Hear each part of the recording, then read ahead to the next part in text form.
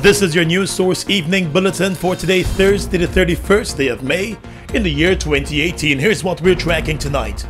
At a time when fuel prices are rising globally, opposition leader Jagdeo believes the government of Guyana needs to move and move now to ensure reductions locally at the pump. According to Jagdeo, the government has the fiscal space to put systems in place that will see less pressure at the fuel pumps. The state-owned Guyana oil company is currently selling fuel at the lowest price compared to its competitors, Sol and Rubis. Minibus drivers along major routes were today engaged in the second day of protest action, as they demanded that fares ought to be increased in wake of the prices at the pumps. But Jagdeo does not believe that commuters should be made to endure such hardships. He used his weekly press conference today to urge the government to intervene and offer relief to citizens. If you charge 50% of something when it's $100, you get $50. But if the price goes to $200 now, and you charge 50% of that, your tax take is now $100. So by reducing the tax when the price goes up, you're not even affecting the quantum of taxes collected. Mr. Jagdeo was very critical of the government's silence on the issue. He said once Guyana further reduces its prices, the private competitors will be forced to do the same. A check at the pumps today revealed that Guyana is selling fuel at $230 per litre, while privately operated Shell was selling at $239 per litre and Rubis was selling at $235 per litre. The National Health Expo opened last evening with a call by President David Granger for the country to pay more attention to the National Health Strategy as it focuses on the United Nations Sustainable Development Goals that cover health. The President said his administration remains committed to the objective of a better life with good health. No public health system and no national health strategy would be complete or successful without emphasizing the importance of preventive care. In Guyana, therefore, prevention is at the center of our national health strategy. The Minister of Health, Valda Lawrence, said the government wants to get more Guyanese to pay more attention to their health and well-being.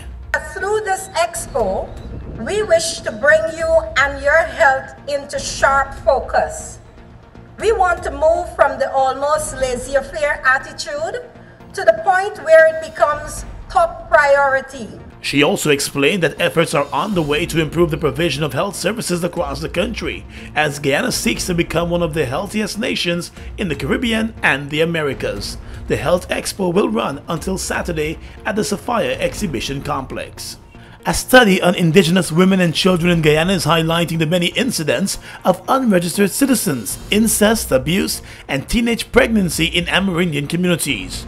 Released on Wednesday by the United Nations Children's Fund and the Ministry of Indigenous Peoples Affairs, the report stated that there is a need for all births in the hinterland region to be registered. The findings of the study revealed that 21% of Indigenous children younger than 5 years old were not registered at birth.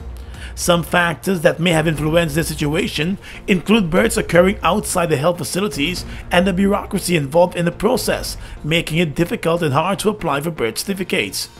However, the government is planning to change that. The government has started the process of developing a white paper to allow this process to happen.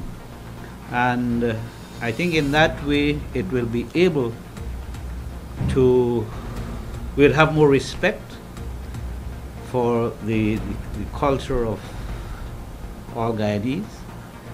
We also have to understand that there is something bigger in this whole process, and that is the language of the natural setting.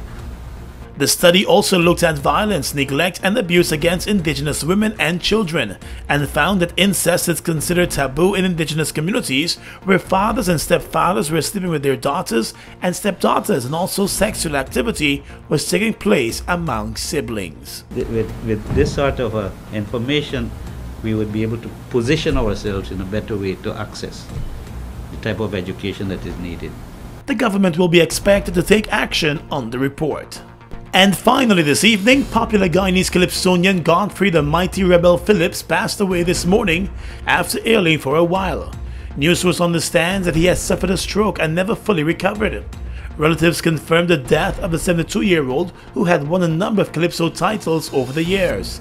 He retired from competitions back in 2011, but vowed then that it was not his retirement from music. For more than 3 decades, the Calypso pieces of the Mighty Rebel flowed across the country, with his take on issues of the day, whether it was telling Desi you're wrong or reminding another former president that is we put you there. One of his most popular songs was titled Second Hand Man, which chronicled his early years in Calypso competitions, and always ending up in the second position rather than capturing the crown. A few years ago, at an event to honor his cultural contribution to Guyana, he explained that he loved entertaining and simply loved music, especially Calypso. The Mighty Rebel was crowned Calypso champion of Guyana 6 times, but captured a second spot 9 times. He once joked that his career had been a 6 to 9. And that's your News Source Evening Bulletin for tonight. I'm Gordon Mosley reporting.